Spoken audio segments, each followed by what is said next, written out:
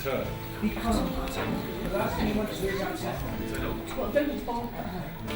Very frustrating. He came back to it after 2 years and he put the suit on, tighten up the... You don't call them braces, do you? What do you call these? Suspenders?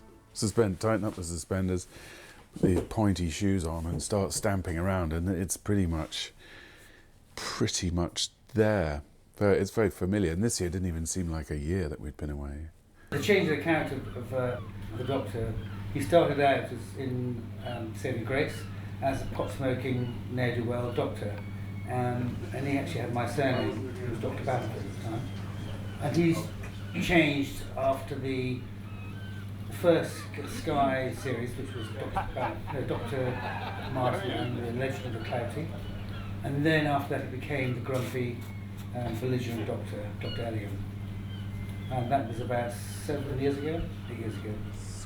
Well, very lucky to be able to just sort of make him out of clay in a way, because we'd done the Saving Grace and the 2 films we did for Sky were about another guy altogether. And when this thing picked up for a TV series to be shown on ITV in England, they didn't want to buy into that tone of those projects. Please, wait. Mrs. Tishel, please, nobody move. Mrs. Tishel, where are you? Or should I say, Ms. Smith? But they kind of liked the idea of me being down here and being a doctor. We sort of had to look around for what was a good use of me. He can't, Martin. The last thing he wants to do is upset him. But our intention with this, initially, was to turn that on its head and have a small community united in horror at the GP that they'd been allotted. It's her! Be calm, Martin. The last thing you want to do is upset her. Yes, I know that. Don't bark at her. I'm not going to. Shut up! In this sort of thing. That works, doesn't it? Yes. Thank you. Yeah. Good. The first thing that we did was cast it very, very well. I mean, it was originally a vehicle for Martin. And action. Mrs. Tishel. His part was crafted or moulded around him. Empty. Almost too empty.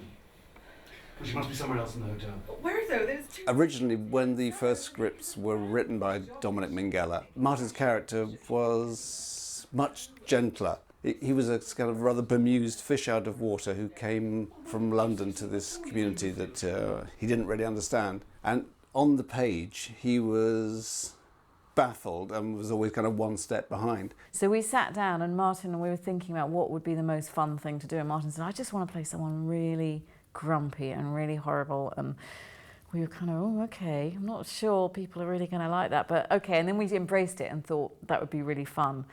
And that's how it all started, really.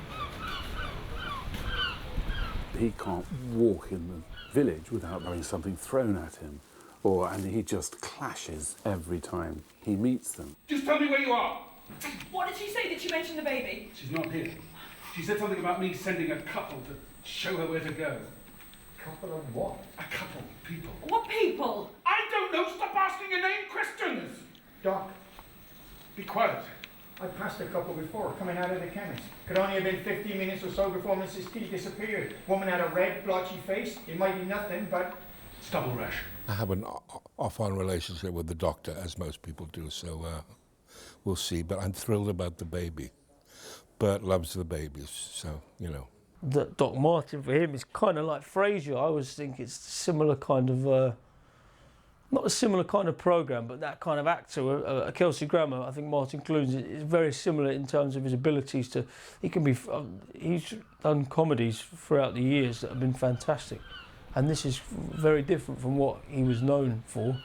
You know, it's a very different character. It's not a sort of comedy character as such, you know. It's more of a very serious character, but that's why it's quite funny, you know.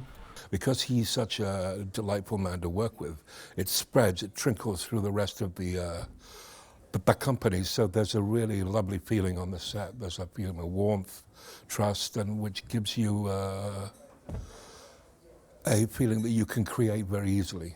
He's changed over the years, that we've pushed him even a bit more, kind of, we push it each time that he gets a little bit more grumpy. Mrs. Tishel!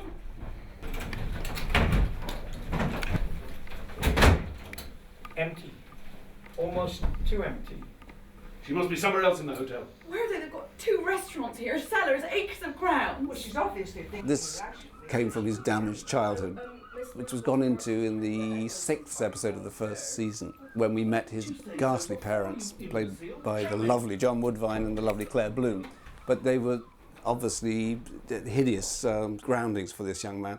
Another doctor, but very much a sort of bon vivant doctor who loves life and is quite gregarious, and his ice maiden It's her. of a wife or mother who just loathed her son. Is that still going, is it? What? The phone call. Well, that's the phone now, isn't it? Yes, I think it's still. Yeah.